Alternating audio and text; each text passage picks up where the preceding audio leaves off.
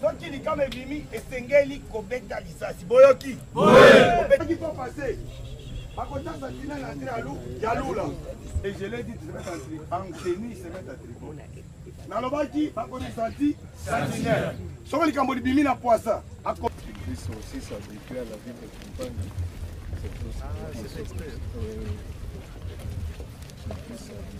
Donc, nini? Enseigner! Enseigner! Enseigner!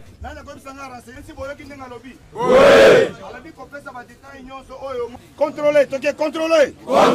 Contrôlez! Contrôler! Contrôlez! Contrôlez za kolobani. Na lingala contrôler nde kolobani. Enseigner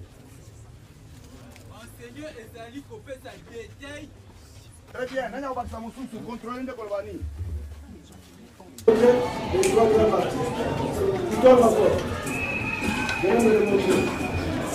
Ici, jusqu'ici.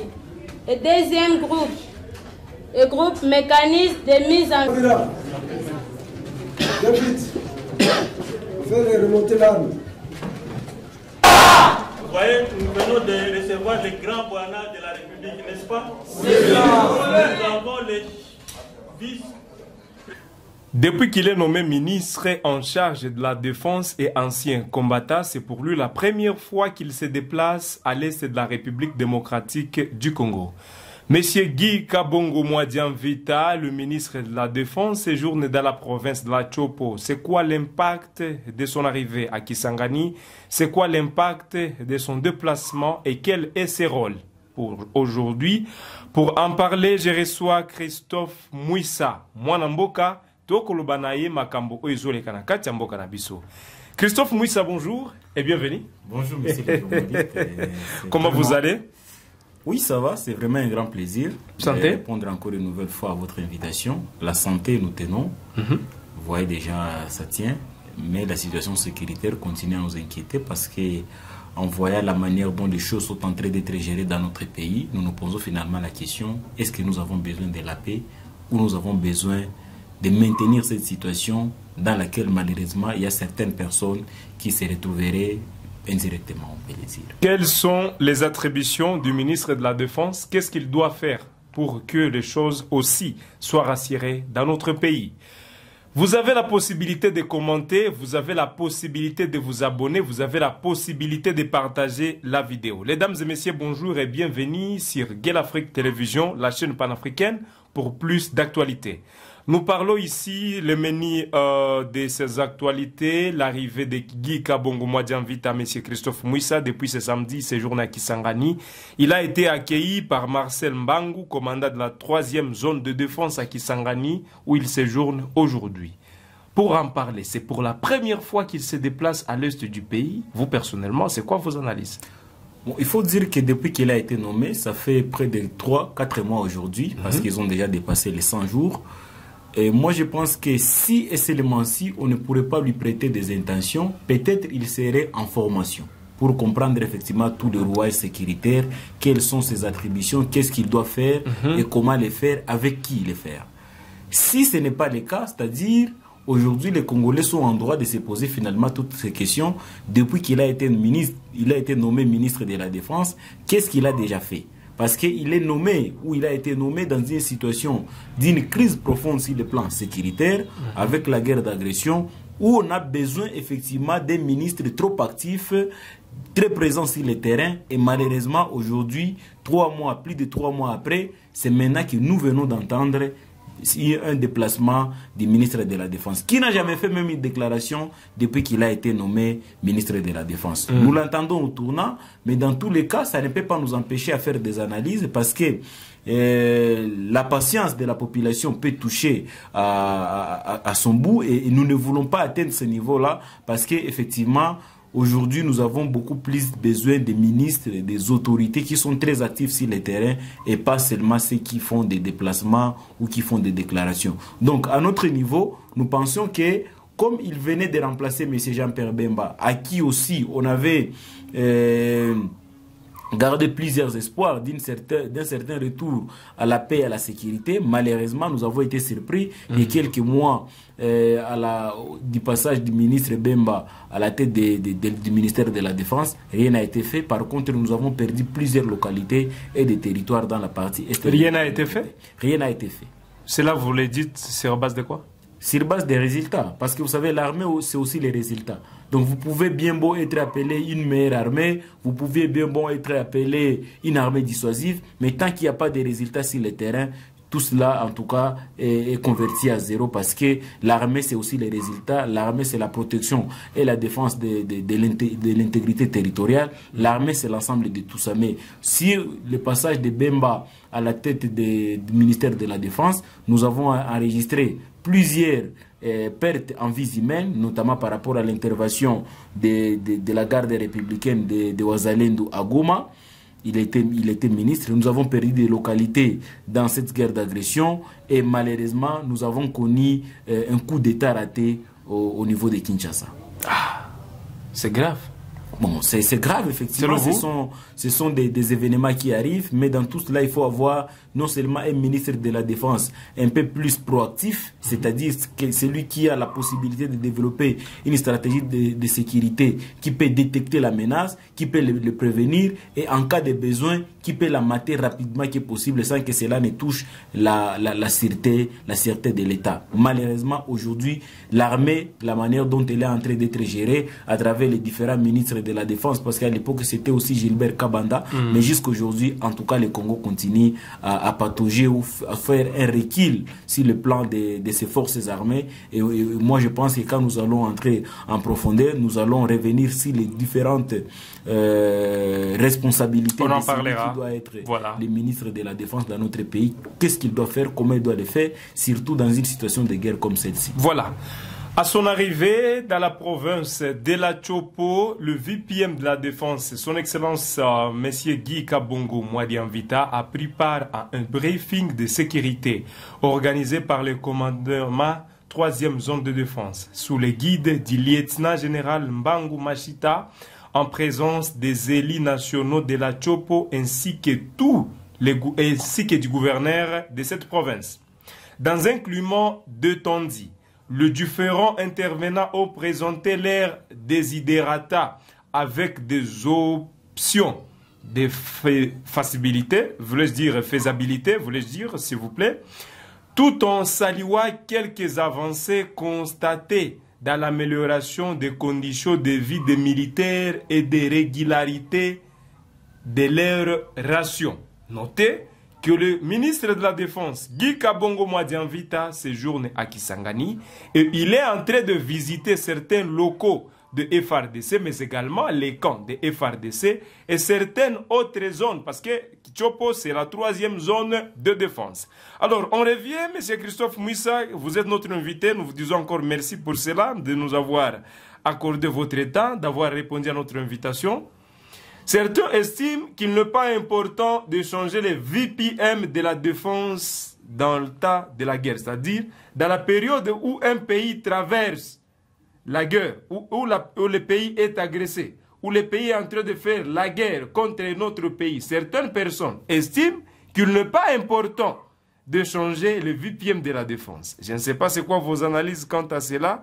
Et après là, nous allons passer sur les responsabilités de VPM de la Défense. Quelle est votre pensée d'abord? Non, ma pensée, effectivement, va dans le sens de ne pas personnaliser ou personnifier la guerre. Vous savez, la guerre, c'est une situation exceptionnelle pour un État. Et la guerre se prépare. Comme la guerre, effectivement, doit être combattue parce qu'il y a deux moyens de faire la guerre. Soit vous vous attaquez, soit vous êtes attaqué. Et nous sommes dans une situation où nous sommes attaqués. C'est-à-dire nous jouons à la défense du fait que nous avons été attaqués pour les intérêts de ceux-là qui sont considérés aujourd'hui comme des ennemis. Alors, changer les ministres ou pas, moi je suis ici dans le principe de la continuité de l'État. Parce que ce n'est pas le ministre de la Défense qui fait la guerre, mais c'est l'ensemble de tout le corps décidé dans le Conseil supérieur de la Défense qui s'est dit effectivement nous sommes en face d'une guerre. Comment nous comportons? Certainement, le ministre de la Défense, dans ses responsabilités, il a la possibilité de mettre un point de vue, mais il n'est pas technicien direct pour faire la guerre. Parce qu'il y a un attachement technique opérationnel, mais aussi stratégique, ça s'appelle l'état-major général. Vous comprenez donc, le ministre de la Défense s'occupe des aspects administratifs et politiques.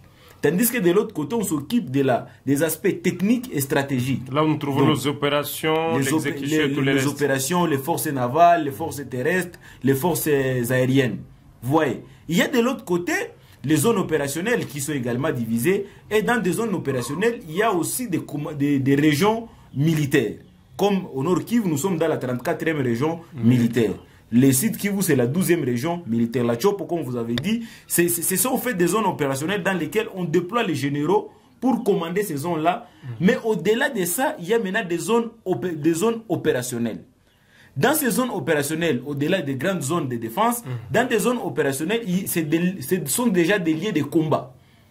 Où aujourd'hui, les commandants de la zone opérationnelle au Nord Kivu, c'est le général Falsika. Ouais. Vous comprenez donc, nous avons non seulement les commandants 34e région militaire, nous avons les généraux qui occupent aujourd'hui les postes de gouverneur militaire, nous avons aussi le commandant des opérations qui est aussi un général. Et ça crée une certaine confusion dans ce qu'on appelle le commandement des opérations. Comme tous sont des généraux, qui peut donner l'ordre à qui? Mais il y a l'autre qui contrôle le Grand Nord, c'est faut pas, les généraux nous sommes sur les strictés des zones. Ce qu'on appelle la zone opérationnelle Sokola D. Voilà. Parce que Sokola 1, c'est dans les Grands Nord. Et ici, moi je ne vois en rien l'individu ou la personne du ministre de la Défense pour agir dans ce sens ici. Tellement que lui qui s'occupe de la politique administrative de l'armée, où nous devons absolument avoir un plan de recrutement, c'est-à-dire un plan de sélection, un plan de programmation militaire, un plan de relève pour faire la guerre.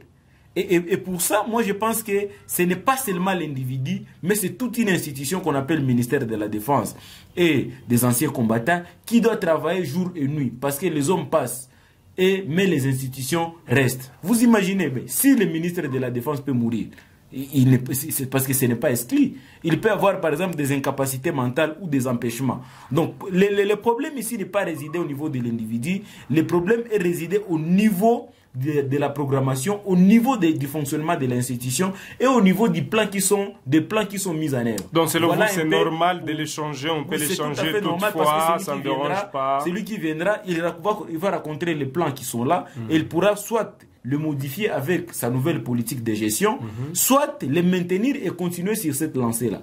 Voilà un peu ce qu'il y a par rapport au changement ou pas du ministre de la Défense. On peut toujours lui changer, mais le mieux serait de mettre en place de très bonnes stratégies, un bon plan qui pourrait nous permettre effectivement d'assurer ces principes de la continuité du fonctionnement des institutions. Vous nous suivez sur Gay l'Afrique Télévision, la télévision panafricaine, mesdames et messieurs. Je le répète encore, vous avez la possibilité de commenter.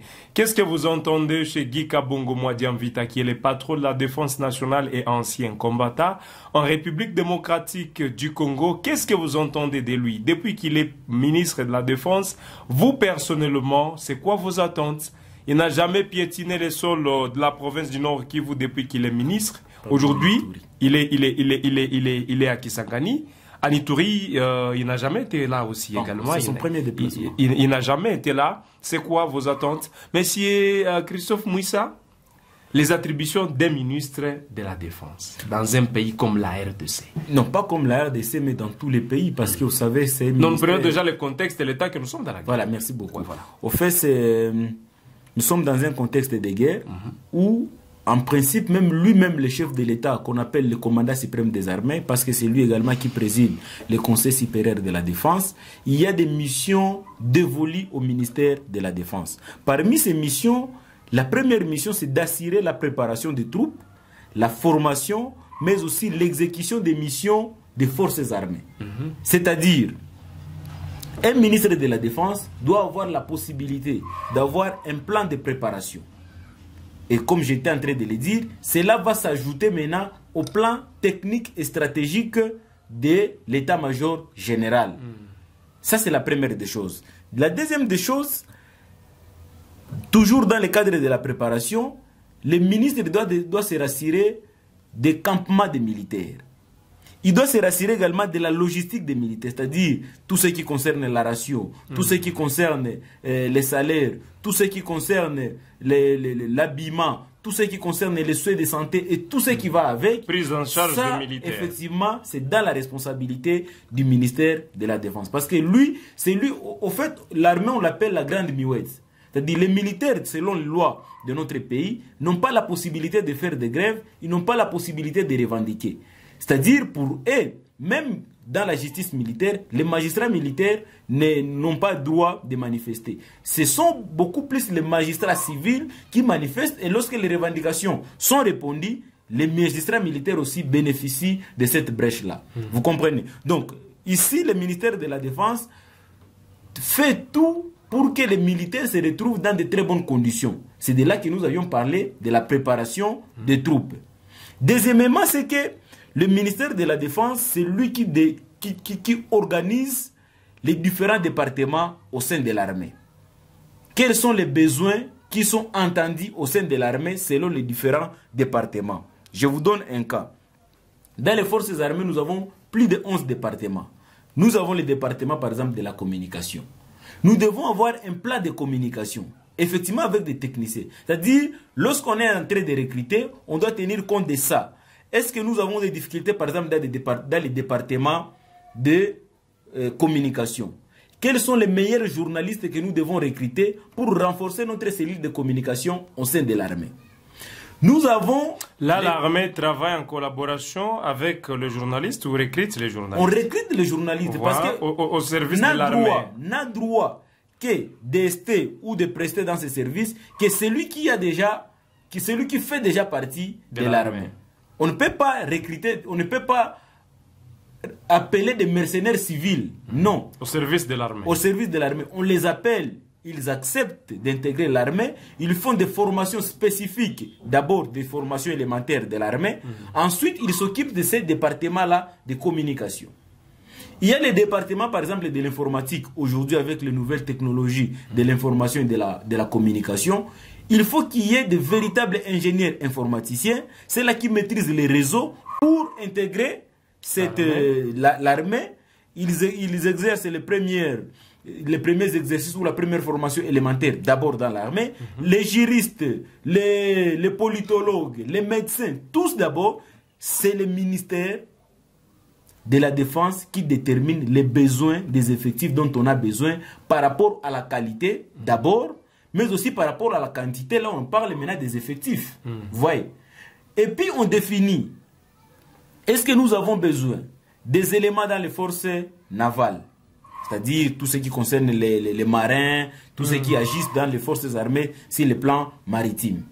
Est-ce que nous avons besoin de parachutistes par rapport à tout ce qui va avec les forces aériennes? Sur le sol, nous avons besoin de forces terrestres qui doivent combattre. Et tout ça, effectivement, ça doit se retrouver dans un plan. Parce que lorsque vous êtes dans un pays en guerre comme celui-ci, non seulement vous avez des urgences, notamment l'érection des quartiers généraux que vous devez mettre en place, parce que depuis qu'il est nommé ministre, en réalité, les quartiers généraux des FARDC devraient être érigés déjà à l'est. Non seulement parce que nous sommes dans une situation de guerre, mais parce que c'est la zone aussi la plus sensible dans laquelle on enregistre toujours plusieurs incursions, plusieurs agressions par rapport à des pays de l'Est comme le Rwanda, l'Ouganda, le Burundi à un certain moment, et d'autres pays qui ont toujours des velléités expansionnistes dans notre pays. Il faut déjà ériger un QG de l'armée, ça pourrait être temporaire ou permanent, dans la zone opérationnelle la plus sensible. On ne sait pas si ça s'est fait ou c'est aussi un autre plan qui pourrait être managé. Le président de la République avait créé ce qu'on appelait la task force. Jusqu'à aujourd'hui, nous ne connaissons pas la suite. Et ça travaille d'une manière discrète. Il peut y avoir aussi une demande dans les génies militaires. Parce que les militaires, effectivement, ils ont besoin des ingénieurs pour construire des camps, pour construire des casernes. Parce que dans la construction des camps, certes, on peut faire appel à des mercenaires ou à des instructeurs, mais on a besoin d'une main-d'œuvre propre à nous pour nous rassurer que le plan d'ICAN que nous serons en train de construire ou de différentes autres zones que nous serons en train de construire, un jour ou l'autre, quelqu'un qui serait peut-être un mercenaire de l'extérieur, le jour où on attaquera le pays, comme il connaît le plan d'ICAN, il a facilement accès à pouvoir le détruire. Mais c'est conseillé que vous puissiez prendre les propres enfants de votre propre armée pour construire des camps. On peut aller plus loin pour avoir par exemple des ingénieurs chimistes et physiciens pour même fabriquer des bombes, fabriquer de nouvelles munitions, de nouvelles armes propres à nous comme République démocratique du Congo. Tout cela, effectivement, ça dépend maintenant des coopérations et des partenariats militaires, comme aujourd'hui le fait le Mali avec une forte coopération militaire avec la Russie, comme à l'époque le président Tshisekedi qui avait mis en place ce qu'on appelait l'école de guerre, avec plusieurs partenariats militaires qui avaient été signés avec l'Égypte, la France et beaucoup d'autres pays. Nous avons aussi besoin d'avoir de telles spécialités dans l'armée. Nous avons été surpris de voir le président de la République à un moment donné, ou jusqu'à présent, être sécurisé par les étrangers, les mercenaires étrangers. C'est vrai, ils peuvent venir comme des instructeurs d'une part, mais on ne peut pas toujours compter sur la sécurité des autres. On a vu les troupes qui ont été déployées ici, de la SADC, de l'EAC, on a même recruté des Ouazalendou. Ce qui n'est pas une mauvaise chose, mais une armée qui se respecte doit avoir d'abord la capacité de s'autosuffire elle-même. Il n'y a que dans des cas extrêmes où on peut faire appel à des autres troupes étrangères. Donc chez nous, nous pensons que nous avons aujourd'hui toutes les capacités nécessaires et les ressources pour créer même des forces spéciales. Parce que c'est de là qu'il y a même l'intervention, par exemple, de la maison militaire du chef de l'État et de la maison civile, parce que tout cela, ça cadre avec l'armée et la sécurité du pays. Et nous pensons qu'aujourd'hui, le ministère de la Défense devrait être un ministère très actif, avec des hommes très actifs pour apporter de nouvelles réformes, apporter des innovations de cette armée, pour que cette armée devienne attrayante. Aujourd'hui, on a besoin de plusieurs jeunes qui doivent aller dans l'armée. Mais quelles sont les conditions des militaires? C'est de là qu'il y a un grand travail du ministre de la Défense, parce que si la vie des militaires n'est pas améliorée, si les conditions de leur famille, de leurs dépendants ne sont pas améliorées, en tout cas, ça va toujours susciter une certaine crainte auprès des jeunes pour intégrer cette armée. Mais si on investit beaucoup de moyens au sein de cette armée, pas seulement en termes d'urgence, mais en termes même de perspectives d'avenir, nous devons avoir tout un plan. Par exemple, nous avons besoin, par exemple, après 10 ans, d'avoir 5 millions de militaires. Ça doit commencer maintenant. Et parmi ces militaires, c'est de là que je vais citer, le ministère de la Défense, effectivement, a le rôle de programmer la guerre. Il a également le rôle, j'ai parlé des recrutements, j'ai parlé des effectifs, j'ai parlé même... Là, j'ai même une question qui soulève aujourd'hui, depuis le 24 septembre, l'armée est en train de recruter. Est-ce que cela se fait aujourd'hui? Les regroupements politiques sont en train d'envoyer des jeunes là-bas. Est-ce que ça se constate? Non, moi je ne voulais pas plonger dans ces débats-là. Voilà, on y reviendra peut-être. Peut-être dans une autre émission. Mais ici, je parle des aspects techniques et pratiques de ce qui devra se faire au sein des forces armées. Parce que les effectifs que nous avons aujourd'hui, certes que ça reste un secret d'État, on ne peut pas dévoiler les chiffres exacts des militaires, ça ne se fait pas, mais nous avons quand même besoin d'avoir une idée sur comment ou combien de militaires blessés nous avons, combien de militaires de troupes actifs nous avons, combien de retraités nous avons, et nous avons besoin de combien d'autres jeunes qui doivent aller. Parce que lorsque vous êtes dans une guerre, vous devez savoir qu'il peut y avoir des blessés, il peut y avoir des morts, des décès, il peut y avoir des disparus, ça peut arriver. Et dans tout cela, vous devez avoir tout un magasin militaire, toute une base de données. C'est de là que je suis encore revenu sur le plan de l'informatique, parce que nous devons avoir une base de données actualisée qui pourra nous permettre effectivement de savoir combien de militaires nous avons encore besoin dans les années à venir, combien qui sont présents, combien qui peuvent aller en retraite, combien qui sont en âge très avancé, et ça nous permet d'avoir par exemple un plan de sélection ou de recrutement. On s'est dit, chaque 3 ans, on a besoin d'un recrutement. Des troupes d'abord, parce que spécifiquement, comme on a besoin de spécialités au niveau de l'armée, on peut toujours faire appel à des juristes, à des personnes qui ont un niveau élevé encore de la science pour renforcer, par exemple, les services de renseignement, pour renforcer les génies militaires, pour renforcer beaucoup d'autres départements qu'il y a au sein de l'armée. Pour les hommes de troupes, comme je le disais, on se fixe par exemple un objectif. Au bout de 10 ans, on a besoin d'1 million de militaires, de troupes prêtes à combattre. Nous avons besoin de autant de camps. Nous avons besoin de notre magasin qui a autant de types d'armes, autant d'avions, autant de champs, de tirs, de formation et tout. Et ça nous permet effectivement, en tant que ministère de la Défense et même des forces armées, à travers les hauts commandements d'état-major général et même le président de la République, de faire maintenant ce qu'on appelle les défilés de dissuasion. C'est-à-dire chaque les 30 juin ou chaque les 17 mai, comme c'est une journée dédiée aux forces armées, on fait ce qu'on appelle les défilés militaires. On expose notre puissance militaire aux yeux du monde. Et ça donne un message très fort à tous ces pays qui sembleraient être des ennemis ou des pays agresseurs, de leur montrer que nous sommes capables aujourd'hui de faire la guerre, comme le fait en Russie, comme ça s'est fait en France et même dans d'autres pays. C'est-à-dire ces défilés militaires aussi sont très importants parce que ça permet de prouver la capacité de dissuasion, la puissance militaire que vous avez, mais aussi la logistique que vous avez sur le plan militaire, des drones et consorts. Ça, effectivement, ça fait partie de la logistique et de tous les autres éléments qui peuvent aider notre armée. Et ça passe par le ministère de la défense et de la sécurité. Mesdames et messieurs, nous sommes à la fin de cette émission. Vous aviez compris votre part, disons, de la part du ministère de la Défense, voulais-je dire de la Défense.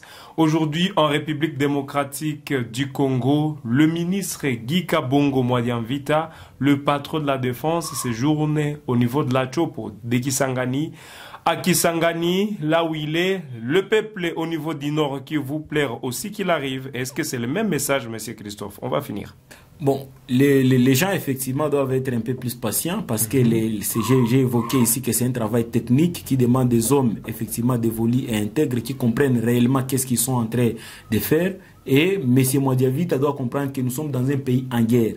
Et dans ce pays, nous avons besoin effectivement des ministres de la Défense très actifs, très présents sur le terrain, mais aussi rigoureux. C'est lui qui est capable de prendre la parole et rassurer la population réellement qui aura la paix, la sécurité qui vont revenir dans un bref délai. Et cela ne doit pas se limiter dans des déclarations, mais aussi par rapport même à l'évolution de la guerre sur la ligne de front ou sur les différentes lignes de front. Et ça doit rassurer la population. À nous, en tant que peuple du Nord Kivu, nous lui recommandons diriger le quartier général et qu'ils viennent s'installer ici pour suivre de près la manière dont la guerre est en train d'être menée. Voilà, merci beaucoup mesdames et messieurs, j'étais Youssoufou Kibingila pour cette présentation.